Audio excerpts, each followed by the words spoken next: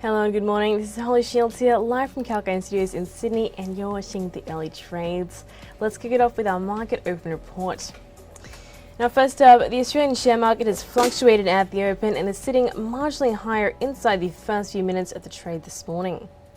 The S&P ASX is up 0.03%, and the market gains are being led by the energy sector as Brent crude climbs to over $135 per barrel. Woodside Petroleum as well was up 8.2%, Platinum Energy firmed up 6.8%, and Santos as well 5.3% rise, I should say. Material stocks were also higher, with South 32 climbing 4.9% and Liontown advancing 4.8%, and in Scitech Pivot is trading as well 5.5% higher. Then on the flip side, AGL Energy is down 0.4%. after rejecting the latest bid from Brookfield and Cannon-Brookes' Grok Ventures. Block was the worst performing stock, down 8% following a heavy fall in the Nasdaq on Friday. Then in today's top news, AGL Energy has rejected a revised offer from a consortium led by Brookfield Asset Management and Cannon-Brookes' Grok Ventures to acquire the company for $8.25 a share. The revised offer was made over the weekend, but the AGL board considered the offer below both the fair value of the company on a change of control basis and relative to the expected value of the proposed demerger. It was therefore not in the best interest of AGL Energy shareholders. Chairman Peter Botten stated that the revised unsolicited proposal continues to ignore the opportunity that investors have through their proposed demerger to realise potential future value. It also ignores the momentum they have recently seen in the business through the solid half-year result, strong progress on the demerger, strong interest in the Energy Transition Investment Partnership, and the improvements the company is seeing in forward wholesale prices. The proposed demerger will be a catalyst for the potential realisation of shareholder value.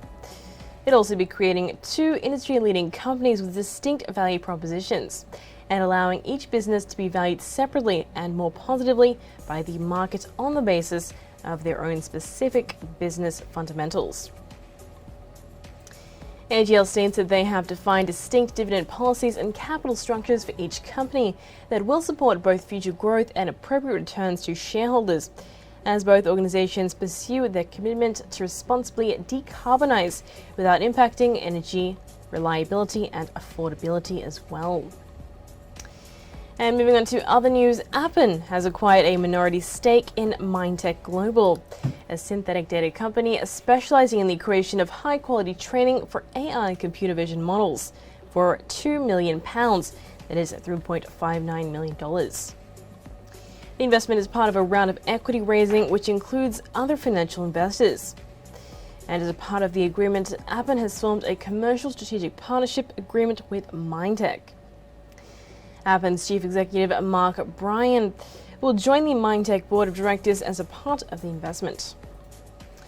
According to Bryan, Mindtech has created a scalable platform for the generation of large volumes of synthetic training data. And the partnership between the two will provide customers with the ability to curate a combination of real-world and synthetic data across a variety of use cases.